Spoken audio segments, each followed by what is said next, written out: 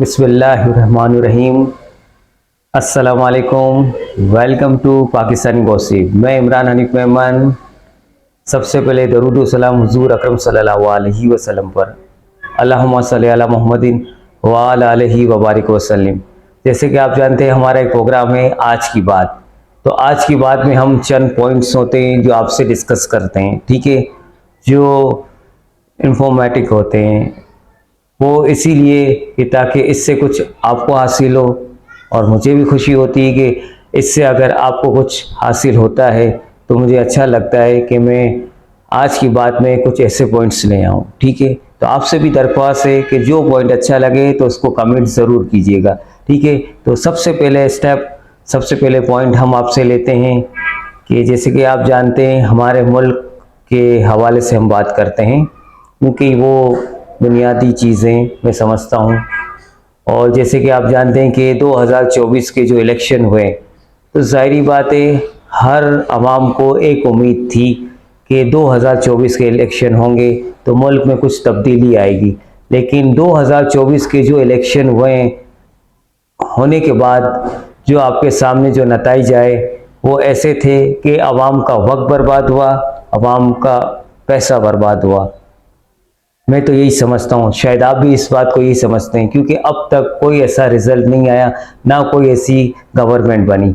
बल्कि ये हो रहा है कि दिन ब दिन मुल्क खोखला होता जा रहा है, मुल्क का दिन ब दिन महंगाई होती जा रही है, यानी कमर तोड़ महंगाई होती जाती है। पहले तो महंगाई, चलो कहते कि महंगाई होती है और हर मुल्क में महंगाई होती है, लेकिन हमारे यहाँ तो कमर तोड़ महंगाई हो रही है।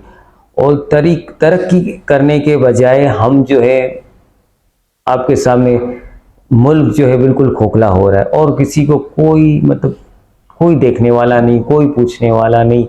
जो नई 2024 के जो नए इलेक्शन हुए, काफ़ी आवाम को उम्मीदें थी, लेकिन वो उम्मीदें मुझे नहीं लगता कि वो उम्मीदें कुछ रंग ले आए, ठीक है।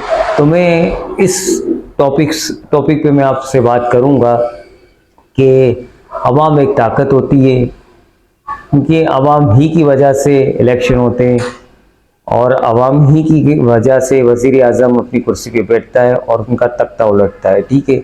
तो मैं ये कहूँगा कि दिन ब दिन, जैसे कि अभी मैं रिसेंटली आपको मैं बता रहा हूँ कि पेट्रोल महंगा हो गया, ठीक है। तो दिन ब दिन चीज़ें, पेट्रोल है, गैस है, बिजली है, तो इस दफ़ा आपने देखा बिजली के भी रेट बढ़ा दिए गए, पेट्रोल के भी रेट बढ़ा दिए गए।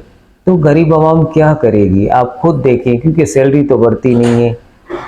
दिन ब दिन ये कि महंगाई बढ़ती रहती है। पहले तो ये होता था कि साल में जून जुलाई के अंदर बजट आता था, वो बजट पूरा साल चलता था, तो एक सुकून होता था कि भाई हाँ, इसी हमें गुजारा करना है। लेकिन अब तो ये होता है कि हर 2 महीने बाद महंगाई बढ़ जाती है, या पेट्रोल बढ़ जाता है, या बिजली की कीमतें बढ़ जाती है, या गैस की कीमतें बढ़ जाती है, ठीक है। बिजली की कीमतें बढ़ गई है, लेकिन लोड शेडिंग काफ़ी है। गैस के इन्होंने काफ़ी चार्जेस बढ़ा दिए, गैस बिल्कुल नहीं है, ठीक है। पेट्रोल दिन ब दिन बढ़ता जा रहा है, किसी को कोई परवाह नहीं है। यानी अगर हम इसी तरीके से देखते रहेंगे खामोशी के साथ, तो आपको पता है एक दिन हम कहाँ आके खड़े हो जाएंगे। अभी भी खुदारा मौका है, मैं आपको उसका नहीं रहा, मैं आपको पुरअमन एहतजाज करने की कह रहा हूँ, जो आपका हक है, जो बुनियादी आपका हक है। एक बात मैं आपको बताता चलूँ, जैसे कि आप जानते हैं कि गुनाह देखना या उसको देख के इग्नोर करना, ये भी एक गुनाह है, ठीक है। क्योंकि अल्लाह ताला को हमें भी जवाब देना है और हमें तो अपने आने वाली नस्लों के बारे में भी सोचना है। अगर हम नहीं सोचेंगे तो कौन सोचेगा, अगर हम नहीं बोलेंगे तो कौन बोलेगा। दिन ब दिन आप देखते हैं कि मुल्क की क्या हालत हो रही है, ठीक है। और दूसरी बात, एक मुल्क में एक दूसरा फसाद खड़ा हुआ है कादियानी के हवाले से। आप भी क्लिप्स देख रहे होंगे, न्यूज़ देखते होंगे, ठीक है। तो बहुत सी जगहों पे ये कहा गया कि अगर हम खामोशी से ये देखते रहेंगे, आज हम देख रहे हैं कि हमारे फ़लस्तीनी भाइयों के साथ क्या हो रहा है, इसराइल क्या कर रहा है।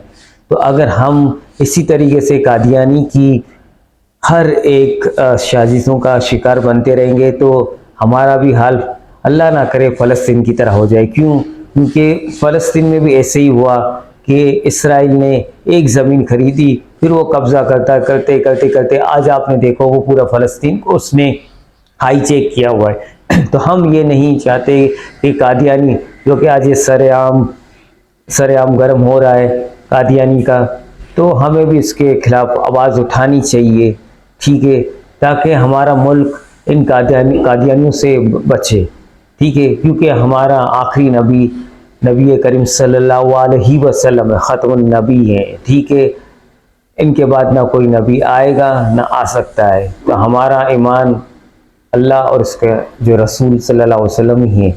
ये कादियानी जिस तरीके से सरगर्म हो रहे हैं हमारे मुल्क के अंदर, तो मैं आपसे रिक्वेस्ट करूंगा कि इनके खिलाफ कोई खामोश ना रहे, हमेशा एहतजाज करें, जो भी क्लिप्स हो उनके खिलाफ बोलें, क्योंकि अगर आज आप बोलेंगे तो ज़ाहिरी बात है कल अल्लाह ताला को आपको जवाब देना है, हुजूर अकरम सल्लल्लाहु अलैहि वसल्लम को जवाब देना है, क्योंकि हम उनके उम्मती हैं और हमारा ईमान भी वही है, ठीक है।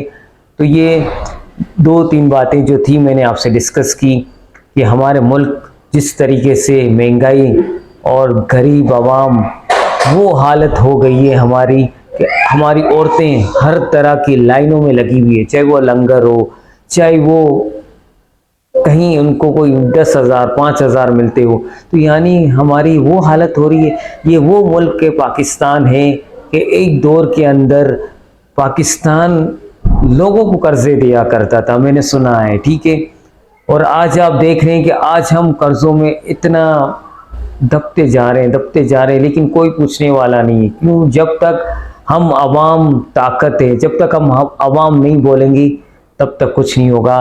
तो आपसे दरख्वास्त है कि कोई बात पे खामोश ना रहें, अमन तरीके से उसका भरपूर आप फाइट करें उससे, ठीक है। आज की ये जो बात के अंदर जो कहने का मकसद आपको ये है, एक पैगाम है कि प्लीज़ आप अपने हमारे मुल्क को, हमारी आने वाली नस्लों को ये देखें और समझें, प्लीज़। तो मेरे ये बात आप तक पहुंचानी थी। और एक और बात आपसे कहनी थी कि हमारे मुसलमान फ़लस्तीनी भाई जिस तरीके से इसराइल जिस तरीके से ये जरहाना बमबारी कर रहा है, तो हमें चाहिए कि हमें उसकी जितनी भी प्रोडक्ट हैं उसका बाइकआउट करना चाहिए। हमें थोड़ा मुश्किल है, लेकिन हमें उसका जितनी भी प्रोडक्ट है उसको बाइकआउट करना चाहिए। अगर हम उनकी वहाँ जाके मदद नहीं कर सकते तो उनकी जो प्रोडक्ट है उनका बाइकआउट करके हम उनका एक हिस्सा बन सकते हैं, एक सवाब इदारा हासिल कर सकते हैं। अल्लाह और उसकी रसूल की नज़र में हम एक अच्छे इंसान बन सकते हैं। तो ये प्रोडक्ट आपको मैं यही कहूँगा कि इसराइल की जितनी भी प्रोडक्ट हैं आप उनको बाइकआउट कीजिए, ठीक है। जिस तरीके से अभी PSL का भी जो मैच हो रहा है नेशनल स्टेडियम के अंदर, ये भी मैं देखता आ रहा हूँ कि आप लोग इसके ऊपर भी काफ़ी बहस चल रही है। तो सही चल रही है कि इसराइल की जितनी भी प्रोडक्ट्स हैं आप उनको बाइकआउट कीजिए। देखिए अल्लाह ताला हमारा हामिद व नासिर होगा। अगर हम इस तरीके से खामोश रहेंगे तो आने वाले दौर हमारे लिए बहुत बुरा होगा, ठीक है। और एक और मैं बात कहूँगा कि रमज़ान आने वाला है, तो रमज़ान एक अल्लाह ताला की रहमत होती है, तो हमें इस रहमतों का भरपूर फ़ायदा उठाना चाहिए, ठीक है।